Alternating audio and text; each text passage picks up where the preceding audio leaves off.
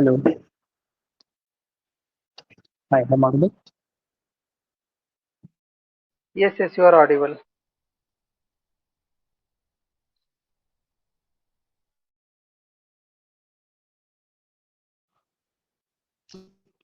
Hi, good evening, everyone.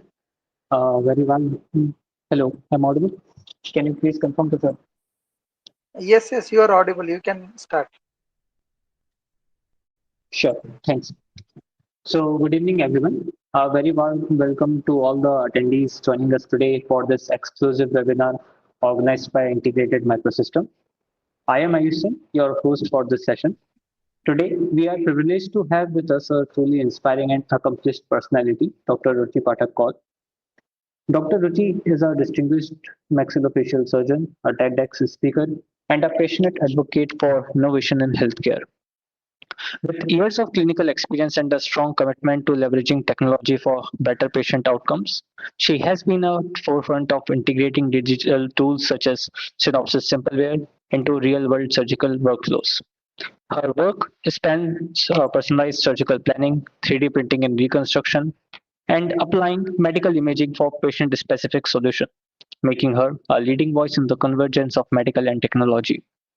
We are honored to have her share her insights on today's topic, transforming medical imaging data into real-world use cases of Synopsys Simpleware software. Without further ado, I invite Dr. Ruchi Pathak Kaul to begin this particular session. Ma'am, the stage is all yours. You can share your screen.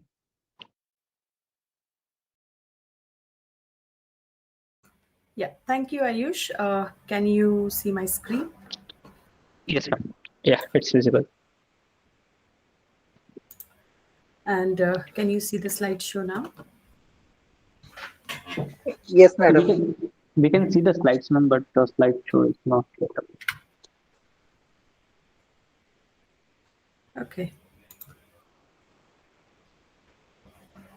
So first, I'd like to thank Integrated Microsystems, Ayush, and for this opportunity of speaking here on transforming medical imaging data into insight, real world cases. So I don't want to get into medical 3D printing because I know all the people here would know the basics. So I will really focus on medical imaging data into insight. With this, I'll just start my slideshow.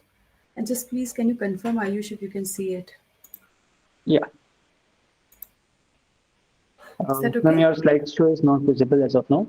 Can you please click on share over there? Let me do that again.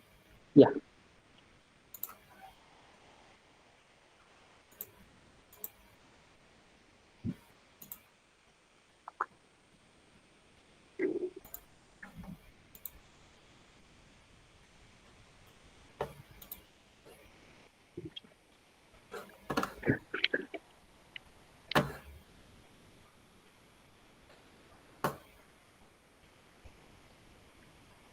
Actually, it's all zoomed in. Okay. Okay, let me know if you can see now. No? No, ma'am, it's still the same. One last time. Yeah, One last time, and then we start. sure, ma'am.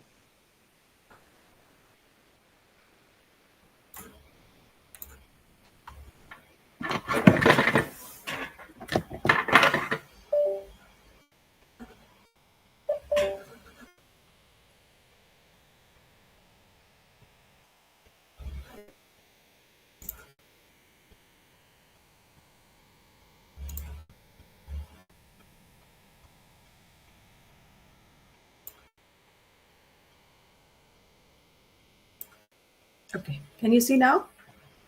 Ma'am, we can see your screen, but the slides are not visible.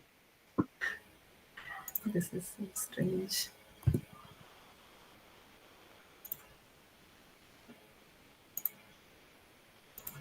Ma'am, could you please click on share full screen and then you can switch on the PowerPoint presentation? Yeah, I'm doing the whole screen Okay. share.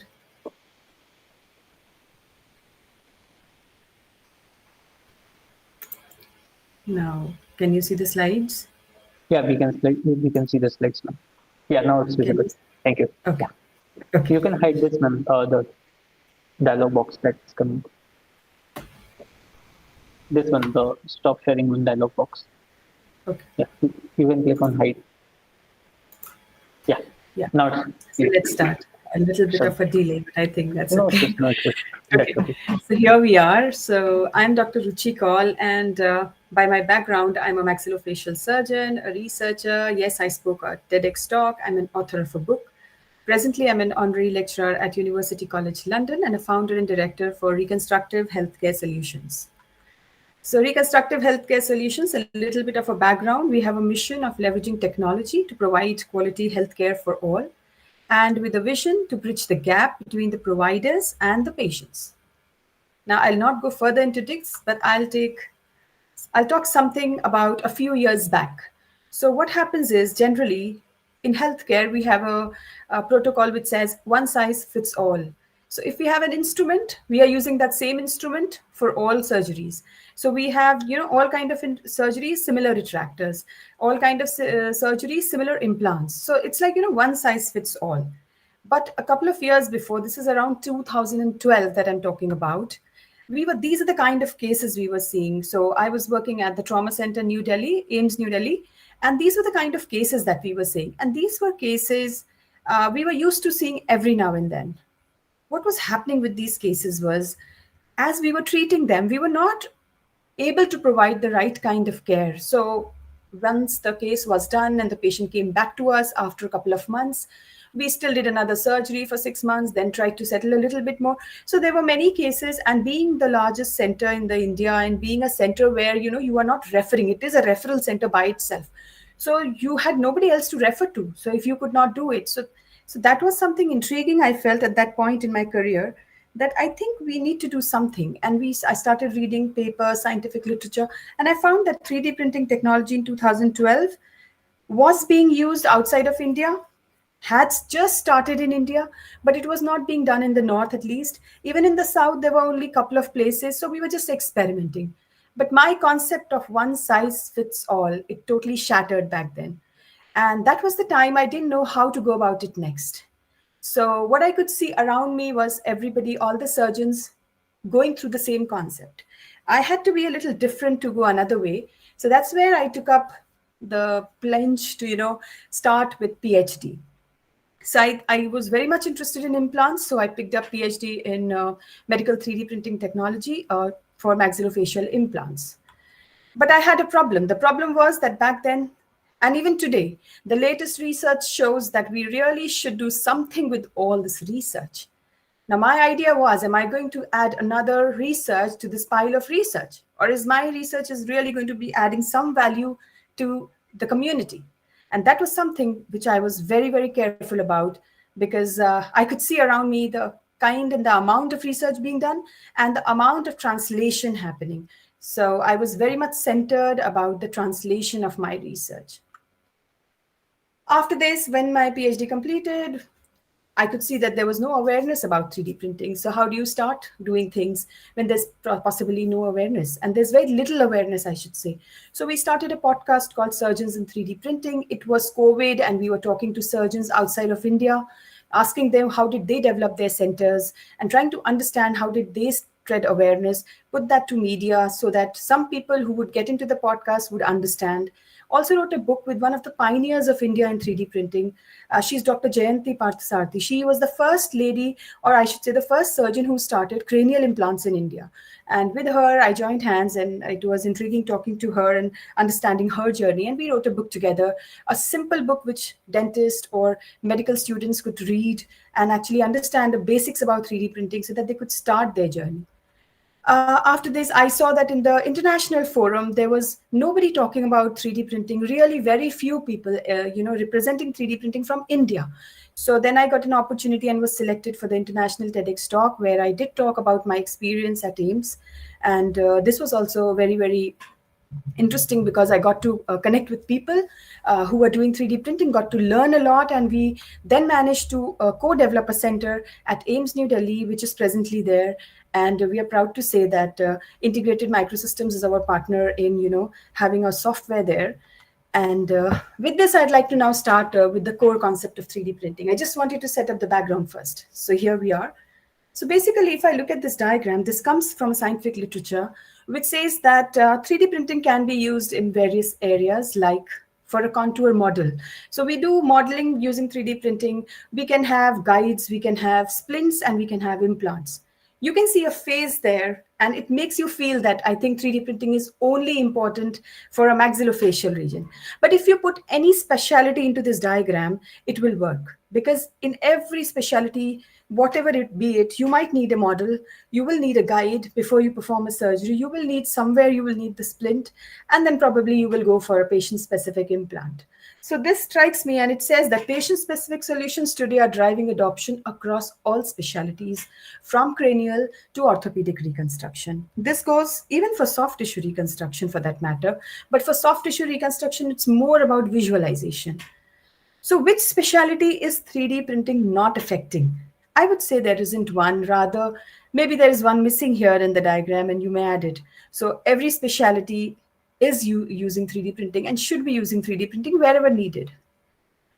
So there was a study which was going on, and I was reading, since I come from a research background, a medicine background, so I first read literature and then actually process facts and then applications. So I was reading literature where I read that 92.5%, this is the impact of medical models.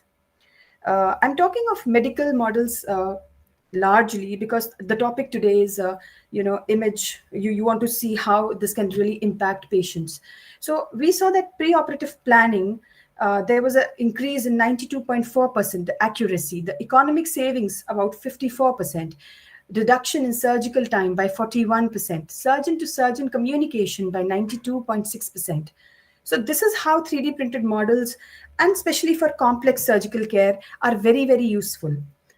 This is one of the statements that I'm saying. However, I've had the experience of very closely, I've experienced all of these, especially surgeon to surgeon communication and preoperative planning. These are two areas which we've experienced very closely that 3D printing really helps. So before we really implement 3D printing, the first step is actually to even understand how we're going to implement it. And for that, we need to create a workflow based on how we work. So just to give you an example, so when I was working at AIMS New Delhi, initially we were doing all the 3D printing with a third party. So in our workflow, we had to integrate the timelines taken by the third party to do different works. So our workflow was very different from what it is today. Today we have an in-house lab. So now when we get the image, the time from image to segmentation, the time from segmentation to model, and then the post-processing and then getting it back, all of those things have changed. So whenever you are planning to implement 3D printing workflow, you need to create your own unique workflow, and it will vary from one to the others. There's no copy, there's no same workflow for all. So why Simpleware? Why Synopsys Simpleware? And that's the center of today's discussion. So I would say it has superior segmentation, it has advanced algorithms, a very intuitive workflow, and a seamless export with different file types. I've been using Simpleware for the last 3 years here in India. And before this, I've used my journey for using Simpleware started when I was in UK. I have done postdoc at University College London. And while I was doing my postdoc, we were using Simpleware in University College London for scoliotic patients. So I have made scoliotic guides. So back then, we used to print scoliotic spines. So the process of, from image to, I would say, the model was pretty much, back then there was no automatic segmentation. And I would say that in the past 5 years, I have seen the software grow. And now we have, in the latest version, probably we have automatic segmentation, and Ayush will take you further with that. So I would say, especially with respect to soft tissues, it enhances your visualization. And we've worked out a couple of cases where we have seen that, and I will show you. It improves accuracy, and it has tangible benefits when you hold the model into your hand. The soft tissue applications, I have done some of the applications like for kidney tumors to diagnose the tumor position. We did one case for esophageal cancer. We did the other. So we've done a couple of cases where we've done one for heart printing, and then facial reconstruction, which is very, very common. For surgical rehearsals, which is something which people are picking up gradually. Now, The first thing is that when you are doing it for medical, it has to have certain set of regulatory approvals. So with Simpleware, it is FDA cleared. It is multimodality software. You can utilize CT scan, MRI, micro CT, ultrasound diagram. So it works with all sort of modalities, and that's one of the big relevant about this particular software. And the key capabilities, the segmentation, the analysis, I think I've not even been able to really explore the entire capability of the software. So it would rather be too early for me to say, what more it could do. Maybe whatever I've done, I'll show you through all the other cases that I've done. But I think segmentation techniques, you can use it through threshold-based segmentation. You put in the values through region growing when you select those areas. Machine learning tools, now it has automatic segmentation for certain areas. And then if you know the anatomy well, you can go for manual editing, which we usually do go when we have to, remove certain areas and we know the anatomy well. So these are different techniques it uses, and the workflow is just seamless. You can have a model, a 3D printed model straight away prepared from the software. You don't need any other software. If you go from the DICOM file to a print file, you don't need any other software. So this is a full software in terms of when you need a models. So models, in terms of models, this is a full software.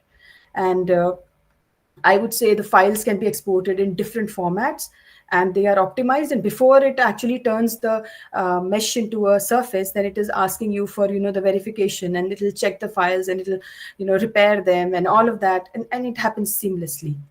So let's discuss cases, because otherwise it gets really boring. So let's talk of the first case, because as I said, I was doing scoliotic spine, but this spine which I did was not back in UK. Now I'll be discussing all the cases that we did with Simpleware here in India. So the first case, scoliotic spine. This was a 9-year-old child, and she had to be operated. It was a live surgery going on after like 3 or 4 days, and we had to immediately get this printed. So here, as you can see, the interface, the background is all Simpleware.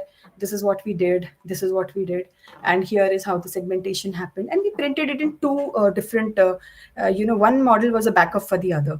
So the model that you can see with the little two parts, that was made in biocompatible material, and the other was the resin material, and the other was a proper FDM model. And we made two models just so that one model has a back of the other. If something happens to the one, then we have the second one, because it was a live surgery and such huge models, printing them.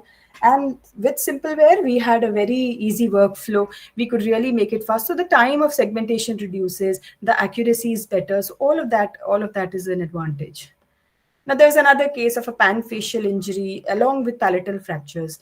If you can see in the first model, I hope you can see how difficult fracture it is, the way the segments are aligned. And this was a 24-year young adult. And it was 7 years he was looking, that some department operates him, because everybody was hanging it over to the other department, because in a CT scan, the visualization was not that clear. And I still can't believe that the 7 years this guy was roaming around in the department. And in 7 months after the model that we got, in 7 months, we were able to get him operated. So there are certain instances where, you feel that these models, they just help you to communicate with each other so well that you can just come to a decision. Because even when surgeons are taking decisions for patients, it's them who are in the forefront, and they don't want to risk themselves and, take a wrong decision, because you're affecting a life.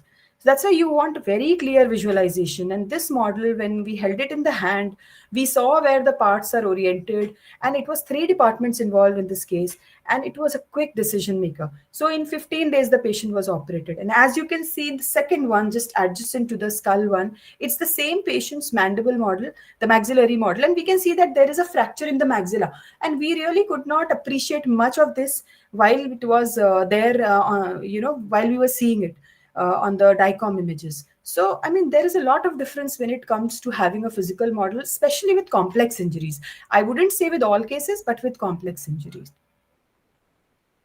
Now, there's a third case where we use these models for, these are 2 models. The one that we used for the skull model, these are the 2 models which we used for planning the case, and we operated the patient. And then thereafter, we use these models for teaching. So these were used for leaf-foot lines, for facial fractures. So our consultants took it to their, for teaching medical students different fracture lines. So these are also useful. Like it's not just that they were used in for diagnostic purposes, but then later you can use it for teaching models.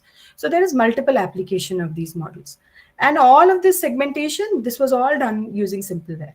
So it's a very unique software, very intuitive. I would say very the workflow is seamless. These are specialities. And today, when we have automatic segmentation, then we can shorten our timeline.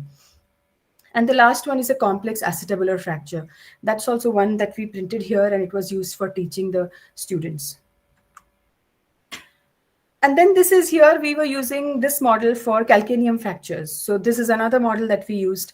And these are again for the same, these are all complex fracture. These patterns are not seen by the surgeon in a 2 dimension. So we are now working with orthopedic people, and they are using it for acetabular fractures, calcaneum fractures. These are some specific areas where they are using.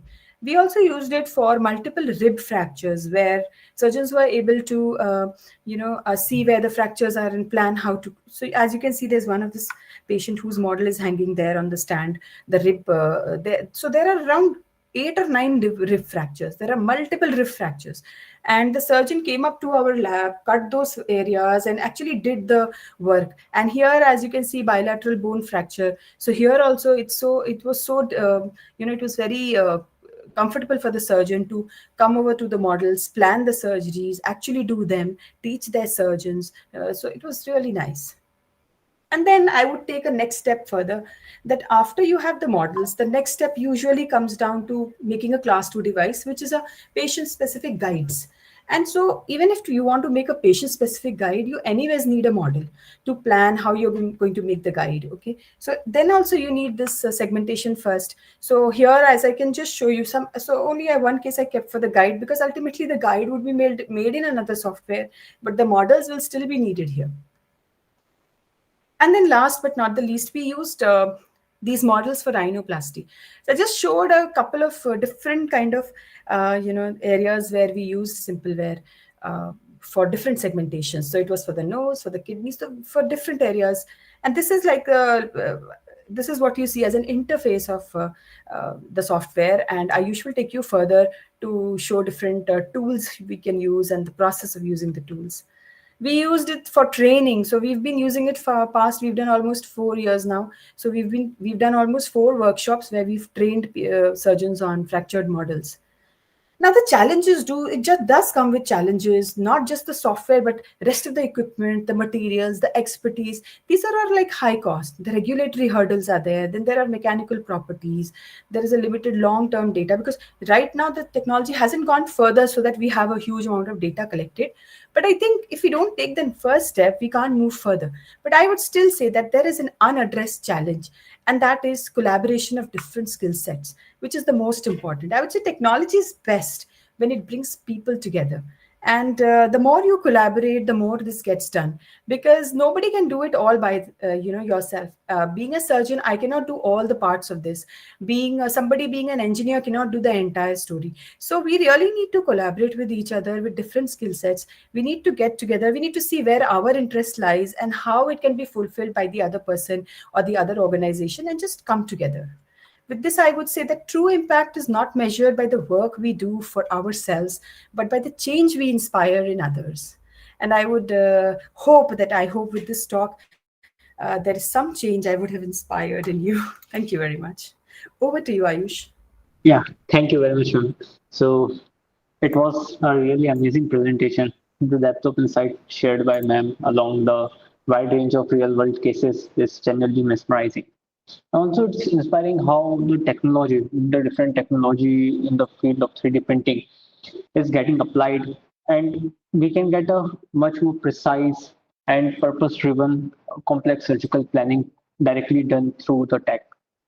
The clarity shown by ma'am in such intricate processes is very commendable, and it's privilege for us to gain this knowledge from her experience.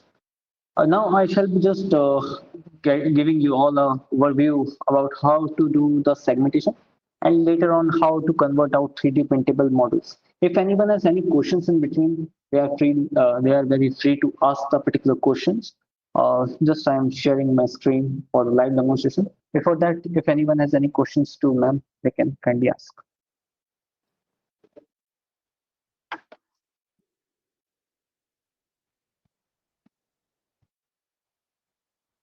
So I hope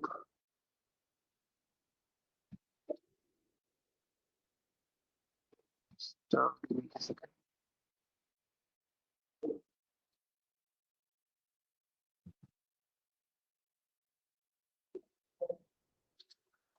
I hope my screen is visible to everyone.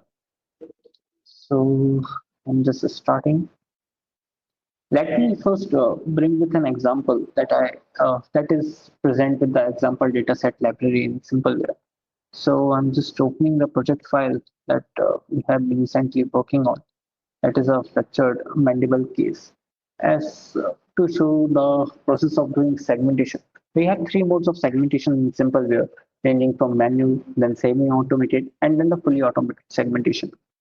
Currently, we have a great focus on the fully automated segmentation, where in the case of orthopedics, we have it for ankle CT, knee CT, then knee MRI, hip CT, also for hip revision cases also. Now it can do the segmentation, it can identify the implant if any present in the CT dataset, and it will do us the particular segmentation. It will split the particular hip CT data into left, right femur, left, right hip, and sacrum. And not just that, we also have certain inclusions such as a spine CT automated segmentation. So the spine CT is a quite tedious task to do while we are doing the segmentation because it sometimes carries nearby region, the noises are there. To remove that and get a perfect model, this particular spine CT automated segmentation is playing a crucial role. And then we also have it for the cardiovascular cases to do automated segmentation of a heart CT or doing a heart valve analysis. And in the latest release, we have certain tool in the name of external model. So even if we need to integrate the total segmenter from the 3D slicer, that too is a possibility. Or even if we need to integrate the MONAI models from NVIDIA, from that we can do the particular auto segmentation. Not just that, we have certain semi-automated segmentations also, which we can rely on in the case the automated segmentation is not giving us a proper output.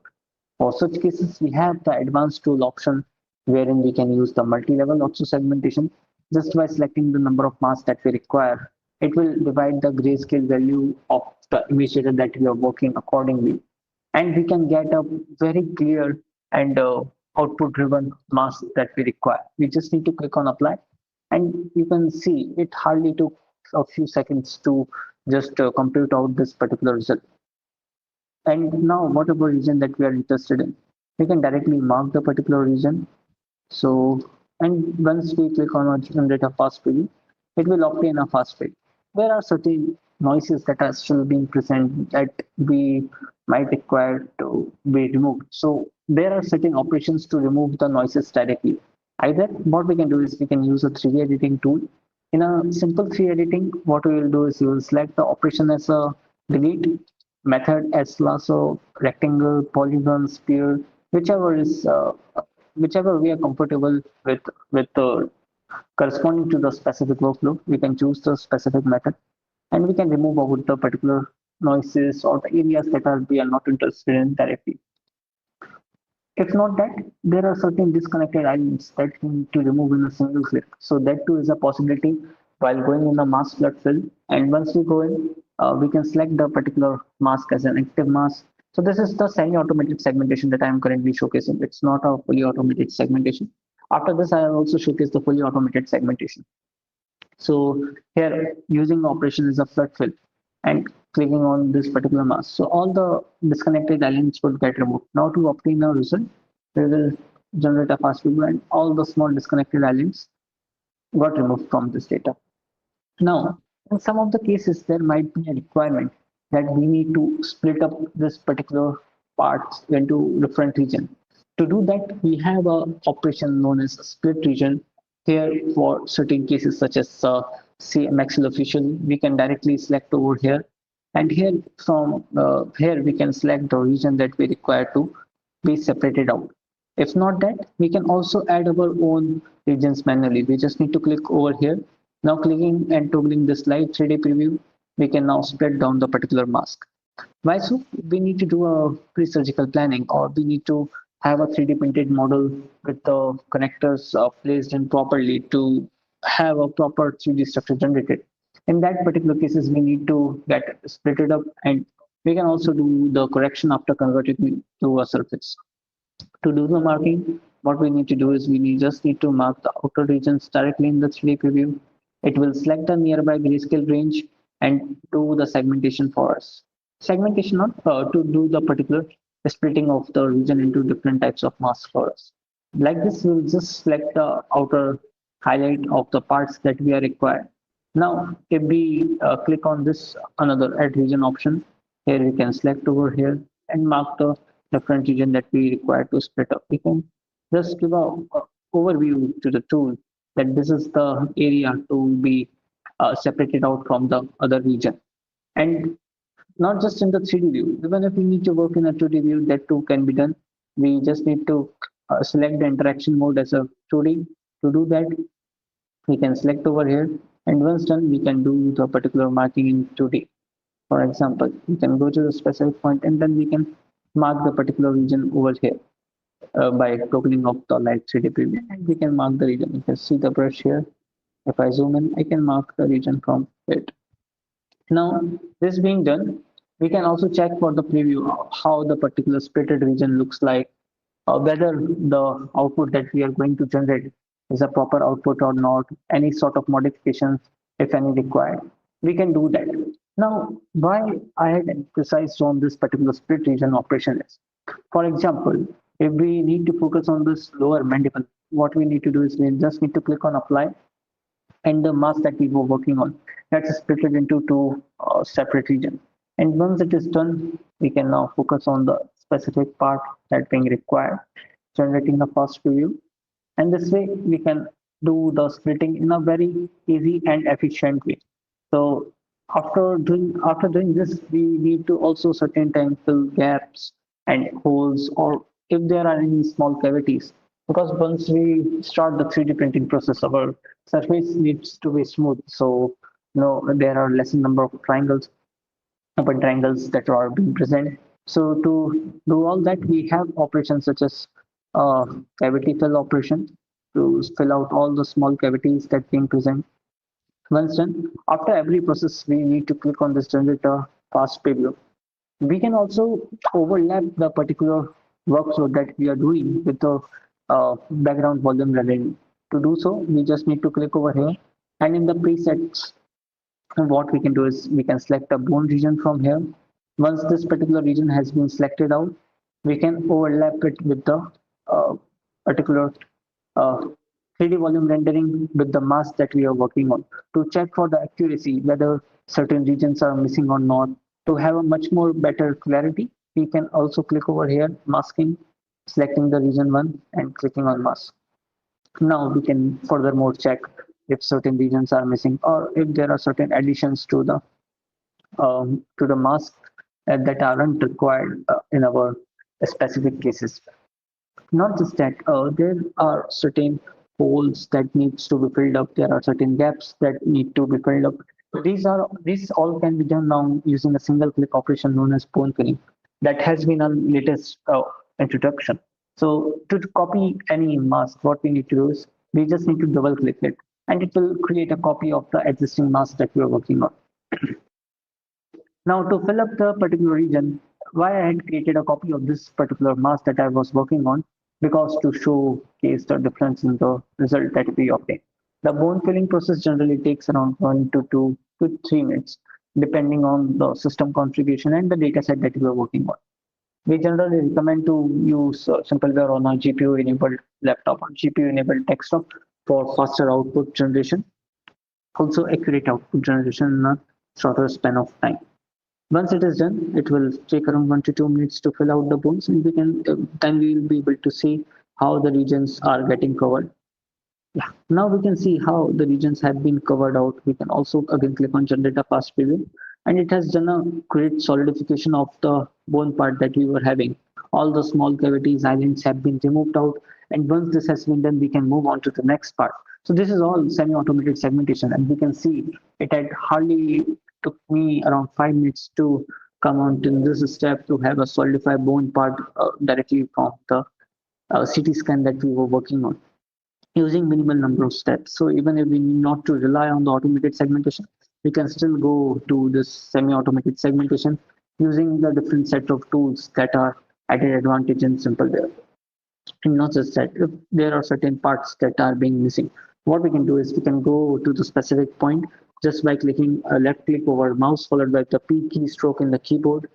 We can go to the specific point, and once we go there, if certain regions, nearby region are missing, we can always apply a smart paint tool to fill the nearby region. Once it is done, let me undo this process, decreasing the brush size to have a precise calculation. And now, basis on the grayscale value, it will cover out the region. And how this particular smart paint tool works is, you can see this particular black region that was present that had a lower grayscale value didn't get covered using the smart paint because it takes around 70% of the existing grayscale range that we are working on and colors nearby region accordingly. So this is also a greater output. Similarly, if we reduce the strength of it, we can see now no region gets covered. So we need to have an ideal range that ranges from 0.5 to 0.6 to have the to only have the region that we are interested in covered. So this is how a smart paint tool looks like. And apart from that, we also have various other sets of operations. For soft tissue cases, we can rely on the background fluid fill to have a easier approach how to do the particular segmentation. Because in the case of soft tissue, sometimes it's very difficult for us just to fill out the region to find out the exact point where we require the tumor to be identified. So in that case, this background fluid fill plays a very crucial role. Now, these are all just the pre-processing operations, the processing operation. Then we have the cropping to just reduce down our region of interest so that we can reduce out the result in a very less time. As when the region of interest gets limited, we can have the reduced data set memory size requirement. Now, there are certain other tools that we have to do the post processing. Why post processing is important? You can see the masks just now. So it's a rough mask as of now. To do the smoothing of this particular mask, we are given with 5 sets of smoothing filter. In that, for medical cases, we generally recommend to use a recursive Gaussian or a smart mask smoothing. I will just showcase how both the different tool set would look like. Now I had created a copy of this particular mask that we were working on. Now using a recursive Gaussian, we can set out the pixel value ranging from 1 to 3. And once this pixel value has been selected, we can click on apply and it will smooth out the particular part that we were working on. Now to check for the region accuracy, I'll just decrease the opacity to check for the highlighting of the parts that we are working on. Or let me increase its opacity and decrease the opacity of the other one to have a better surface representation. We can see here the surface has been smoothed out that we can cover. So the roughness has been removed from here as well as here. Then we can have a higher grade of smoothing algorithm to further smooth up. So selecting a value 1.5. Now we can select the cubic and isotropic, clicking on apply, generating a fast view, and we can see for the changes that are being present.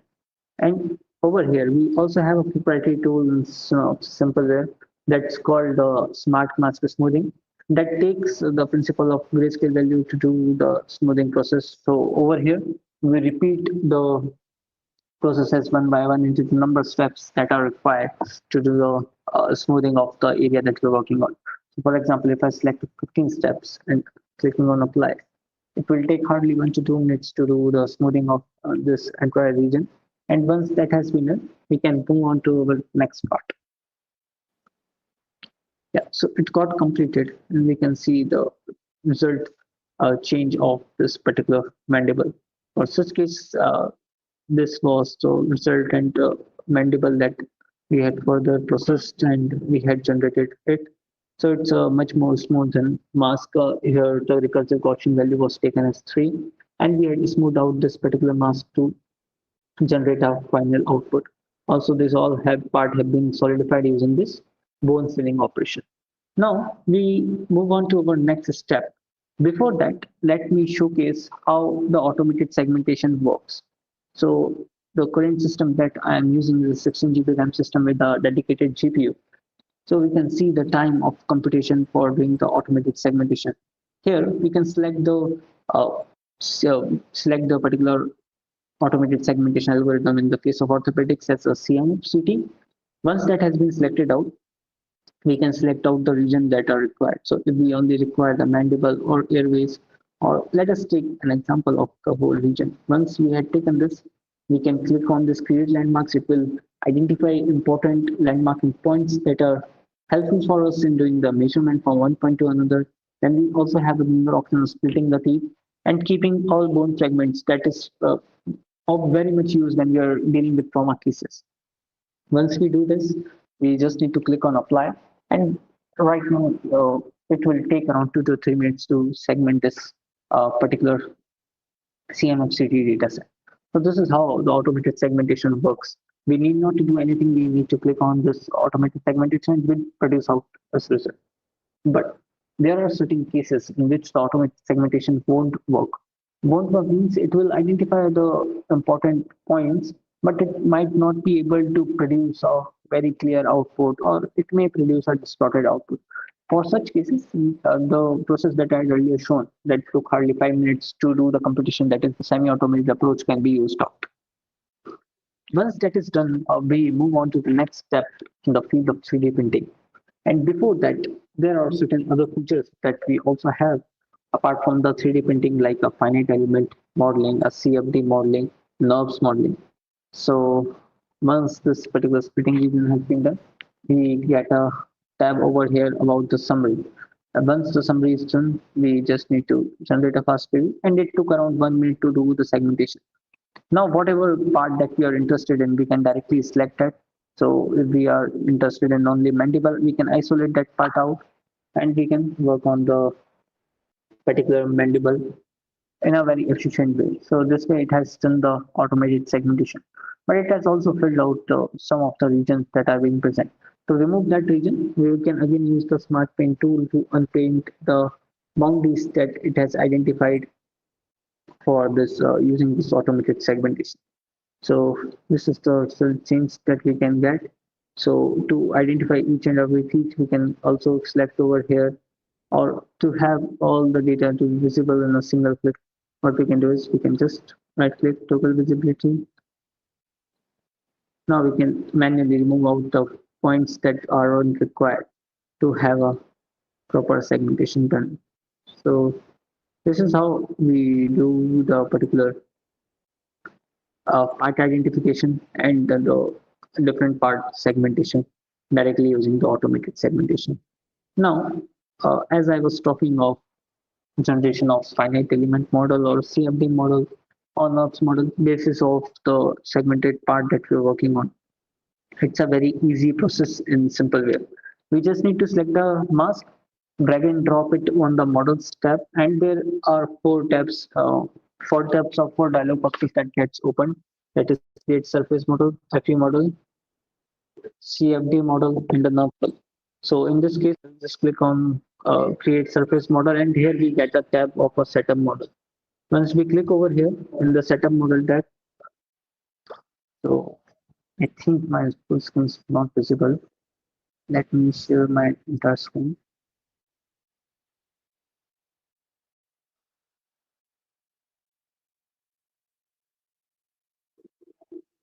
No, it's visible. I think I was sharing a tab, so this screen was not getting visible. So let me showcase again. So when we need to do over here, so we just need to drag and drop it over here. Once it is done, we move on to the setup model tab. Here, depending on our output type, we can create out the model. So for example, if we require it just for the 3D printing, we can create a surface model from here.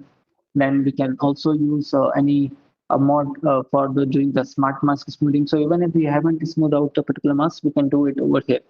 Generally, to do the 3D printing, we recommend it using this model type, or else we can also directly convert mask to surface and do the 3D printing from the export model tab. But this is much more preferable as it smooths out the surface if required. Then we have multiple formats to be supported out. So if we require a 3MF format, abacus file, ANSYS file for doing the analysis part, Open Inventor, Point Cloud, STL for 3D printing. Also, we need to export the particular part for VR modeling. That is also possible. So even if we need to check for the representation in VR, that too is a possibility in Simpleware.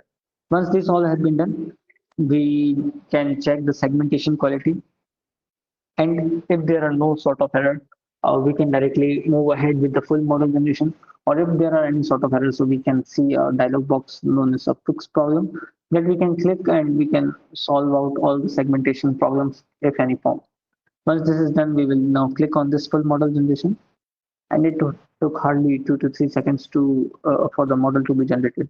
Once this has been done, what we need to do is we need to export it out in the form of a STL file. We can click the mode as painting. We can also, so if we have a color code and the color filter, we can also select the color code and do the export accordingly. Once that has been done, yeah. So once that has been done, you can export it out as a structure mandible, save the data. Let me save in text.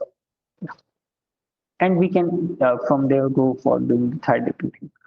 And not just that, we also have other sets of operations just for 3D printing tasks. We have connector creation. So we can click, and over here we can do the partition and assembling of one single part into two different parts. To do that, we just need to first convert this particular mask that we are working on into surface. So we will go in the surface tools option. Here we have a dataset conversion tab. So here we will be selecting on mask to surface and generate surface. Once it has been done, we have generated out a surface of the existing mask that we were working on. Now we can use all the sets of printing operations or directly. Also, there's a question mark sign behind every tool. So whenever we will be clicking on this question mark sign, we can go to the specific point to know about the tool, the algorithms that are being used behind the tool. We can also go to the home tab. In this help tab, we can search directly. For example, if we need to search like 3D printing, how to do the 3D printing, we just need to click on 3D print, and all the relative results to do the 3D printing, the toolkits, the different sets of operations that being present, we can directly check all the splitting region that I had shown. So these are all present in this uh, manual that we have that we can work on. So moving on to this part, we also have the surface division creation. If we need to have an internal structure wizard to reduce on the weight of any design that we are working on. So we can select the unit cell type from the following options. Once that has been selected, we can also select the preview size. And launching here will tell us how our internal structure would look like. Once that has been done, let me select as a cylinder grid 2x2, selecting on. Yeah. So now, since I selected the porous structure, so it has generated me an internal structure, how the internal structure would look like. So this is how the internal structure, porous structure would look like for the solar model. We can also go over here in the view section. We can enable the 3D clipping option to check how the cross sections would look like. So to reduce the weight on any implant or any design, we can use this set of tool range. That has been done. We also we can also click over here. We can delete the particular region. And now to have any connectors or to do the assembling of two different parts or to split up a single part into additional parts, what we can do is we can click on here, selecting out a plane along which we need to do the separation. Once the plane has been selected, we can increase the size from here. Yeah, once this has been selected, what we need to do is we can just click on apply. And what this particular function of cutting of partition and assembling will do is it has splitted the mask that we were working into two separate regions. Now, so earlier we used to rely on the magnetic connectors to do the 3D printing and all. Now, what we can do is if we have a sufficient surface present, we can go over here, we can create the connectors directly. So on one side it will create a socket and on the other side it will create a hole. So this is one such method that we can work to have the surface directly connected. So once it has been done, we can now select the points over which we need to select the pins and connectors. Once these points have been selected, we just need to click on the create option.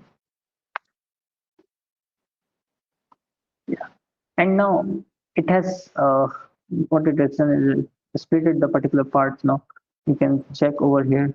So this is how the pin section would look like, and this is how the holes that have been created would look like.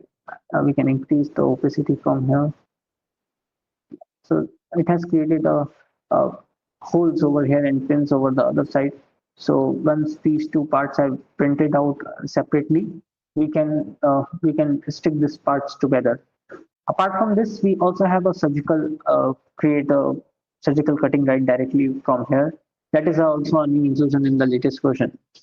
Here to do a surgical guide creation, what we can do is we can just click on add guide.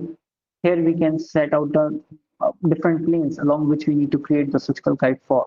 So what we need to do is we just need to click over here, selecting the points. Once the points have been selected, we can see this is how the plane would look like. Once this plane has been created, we will move on to the next part of this pins and drill holes creation. Thus, it's the same way that we have created the pins. We set out the hole radius, wall width, and the height. Once that has been done, we can have part to be created. So taking at 0.5, the height as 1.5, and the wall width as 1.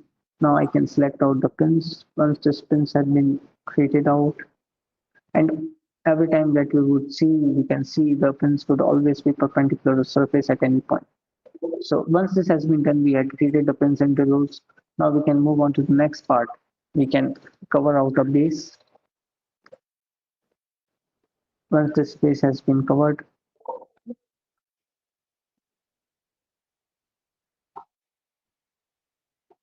we can also increase the brush size by a slight amount to have the region that covers lesser time. Once it has been done, we can select. So this is just for the demonstration purpose how we can basically create out the base. Once it has been done, we can preview our how our cutting guide would look like. If we are satisfied with it, we can click on save, enabling it, and we can create a external surface over the existing surface that we are working on. Since this particular session was focusing on 3D printing guides and 3D printing model creation, so I'm just now focusing on the model creation tab. Once it has been done, we are satisfied with the particular guide.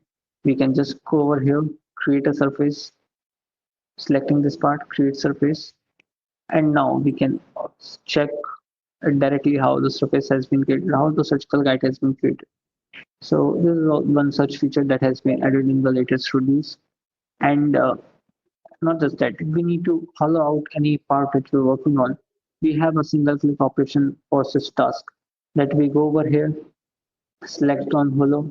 We can hollow it outwards or inwards. That is generally common in every segmentation software. So we go over here, we can select out the method. Once that has been selected, since the active mask that I selected is this one, so it will do the following out of the particular part. But if I require it for this particular part, I'll just click on here, selecting this as active surface, and then creating the hollow surface for the same. So we can see all this particular process. We have started at 5 and we had shown all the particular features. So it will hardly take 15 to 20 minutes to convert a DICOM, a CT or an MRI data set into a 3D printable model. Once this all has been done, we can also do the color proofing. Also, we can check for the printability.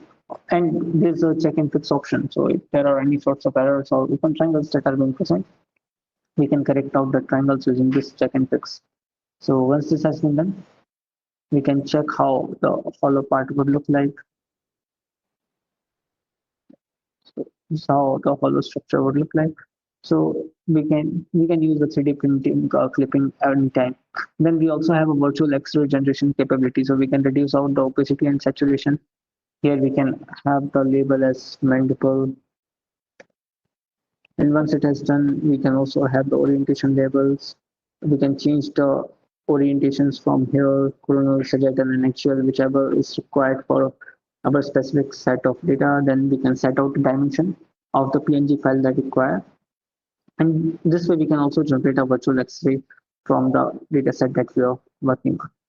And going over here, we have this check printability option. Once we are satisfied with all the surface, we can check for the printability if there are any bad orientations present in this particular file. So we need to fix it. So we can go in this check and fix option.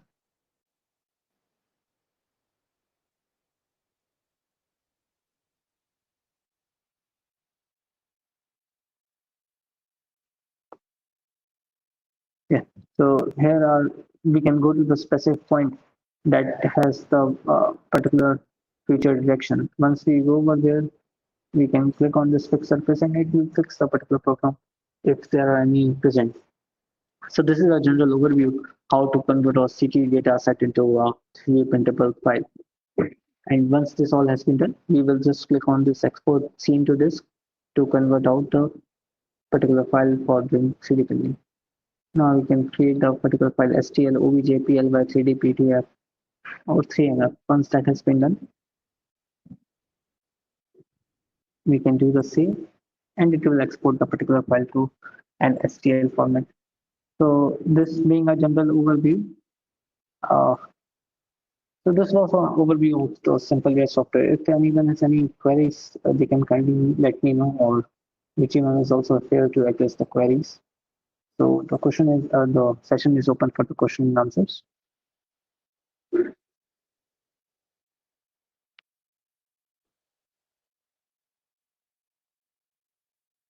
And anyone up for question? Even after this session, if there are certain queries that are related, or if you need to learn more about how this simple software can be integrated in your specific field, you can anytime contact me over this. Yeah, so there are multiple export formats that being supported. We have STL, we have OBJ, then PLY is also supported. So let me show. I shared my contact details. Let me show.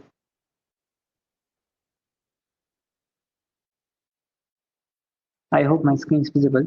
So we have two different sets of formats for doing the exporting just for the 3D printing. Either we can do the direct way, we can select the particular export type as a 3ML, STL, OBJ, PLY, 3D PDF file, or VRML. Or since I'd shown in the earlier, we can select the mask, drag and drop it to model. Since we already have it over here, we can go into the model tab and we can do the surface model creation. And here we get a large number of export formats. So we have 3ML. If we are doing any analysis, we can create a abacus file, ANSYS file, IGS file, MATLAB, point cloud, PLY, VRML, STL for FE, CFD, CAD, and then we run. And apart from this, there is also one more feature that we have. So let me delete this particular model. Even if we need to develop high quality step or IGS file for CAD modeling, that can be done using the creation of a NURBS model. To do so, we can go over here in the setup model tab. It automatically does the particular patch construction and patch fixing. If there are any feature alignment that needs to be corrected, that all can be done. And then we can export the particular file into IGS file or a step file, whichever is required. So if we require high quality CAD files, that can be generated out. Once that has been done, we can again go to this model preview and then a full model can be constructed out. So let me take, for example, a full model generation. It takes around 1 to 2 minutes to generate a particular NURBS model. It also depends on DICOM to DICOM. So if our data set is quite large, it will take a slight more time to do the particular model set generation.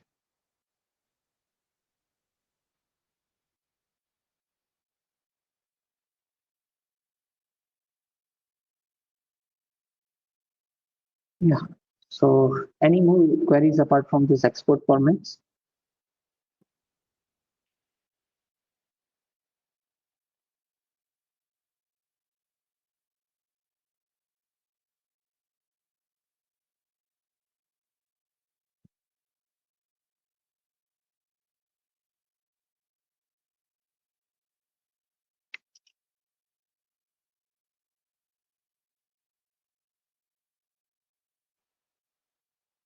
So we can check that it took around 1 minute 30 seconds to generate this particular norms model.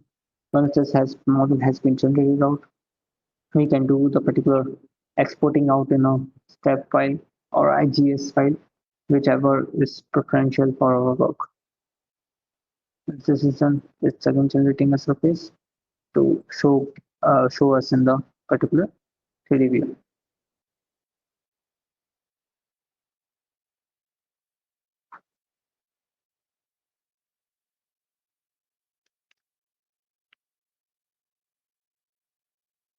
And show how the step file looks after them. Yeah, I can show the step file, but to show it in any caps software, that's difficult. So let me again open this project file. It will take much more less time instead of from starting. So go here, open project,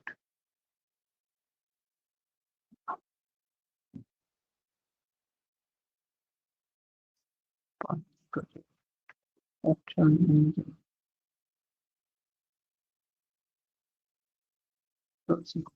just opening simple gallery.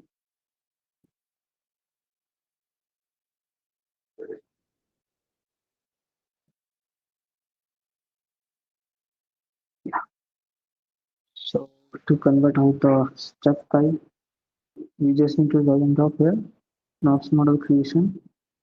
And here the export type needs to be selected as a step file. And then we can generate the full model.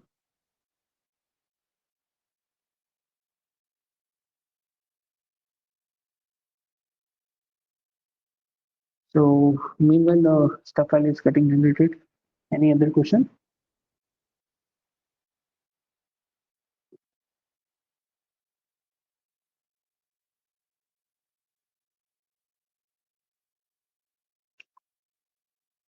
Apart from Mr. Murli, does anyone have any more queries?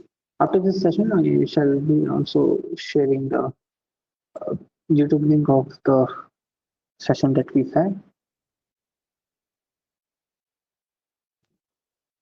Also, a feedback form will be shared at the end. Kindly fill the particular form, and we shall be having more such webinars with such esteemed speakers in the future. So I think it's just getting finished up.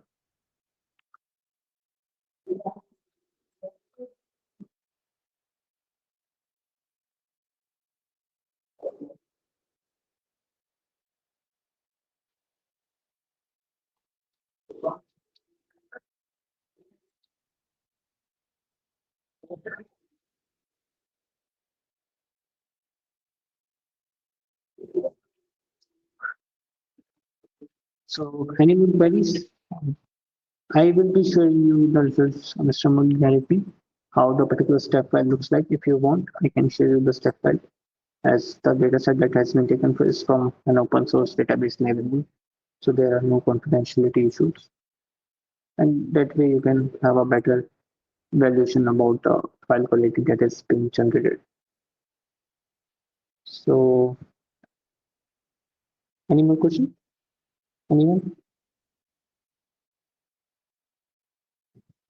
Yeah.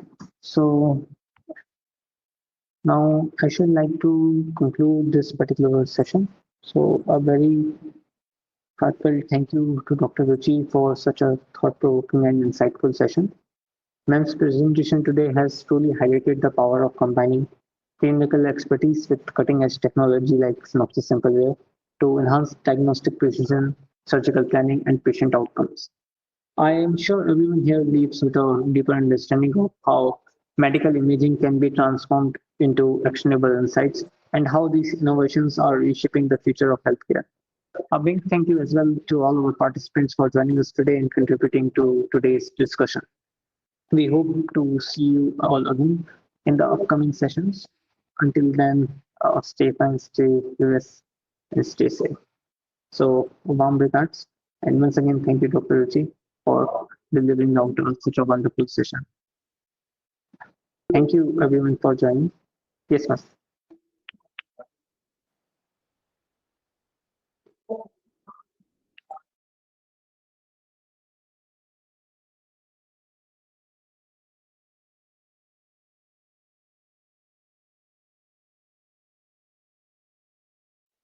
Yeah. So, yeah, I'm just concluding this session and I shall be sharing the step file strongly after this session gets concluded.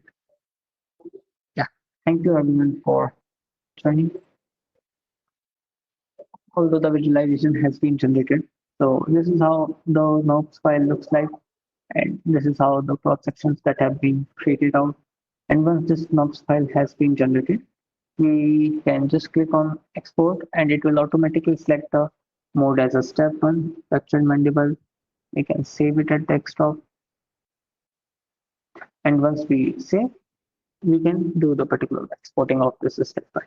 So this is how your final workflow looks. So I'm just concluding this session. Even as any queries